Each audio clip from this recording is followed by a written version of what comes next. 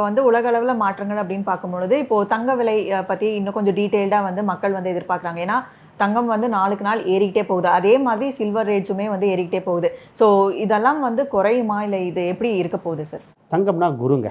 இது மெட்டல் அப்படிங்கிறது இன்றைய காலத்தில் தங்கம் ஒரு டாலரை விட மதிப்புத்தக்க வரதா காலகட்டம். இப்போ என்னன்னா எல்லாரும் நம்ம மக்கள் வாங்குறதுனால தங்க ரேட் கூடல, அதை புரிஞ்சுக்கணும். உலக அளவில் இருக்கிற வங்கிகள், அது சென்ட்ரல் பேங்க், நம்ம ஊரில் சொன்னால் ஆர்பிஐம்போம், அந்த பேங்க்கெல்லாம் பெரும் அளவில் வாங்குறதுனால, முதலீடு பண்ணுறதுனால, அமெரிக்கா மேல் நம்பிக்கை இல்லாதனால தான் நடக்குது. இது மாறணும். இப்போ பொதுவாக என்னைக்கு சனி பகவான், இப்போ சனினா ஒரு புரிதல் இருக்காது, சனி பகவான் மீனம் குரு வீட்டில் வந்தாரோ அன்னிலிருந்து பிரச்சனை கூட. குரு வக்கர நிவர்த்தி. அப்போ தங்கத்தின் விலை நீங்கள் கண்கூடா 18,000 20,000 வரைக்கும் பார்க்க போகிறீங்க. அது மாற்றம் அது கிடையாது. விலைவாசி கூடிக்கொண்டே இருக்கும். மக்கள் தங்க விலை கூடுதுன்னா நம்ம அது மட்டும் தான் கூட நினைக்க மாட்டோம். அதை தொடர்ந்து அடுத்த அனைத்து அத்தியாவசிய பொருளும் கூட போகுது. எல்லா உணவுப் பொருள்லேருந்து கூட போகுது. இதுதான் காலகட்டம். இந்த காலகட்டத்தில் இது கொஞ்சம் எப்போனா ஜூன் 2ஆம் தேதிக்கு மேலே தான் கண்ட்ரோல் ஆகும். அது வரைக்கும் ஏற்றம் இருக்கும்.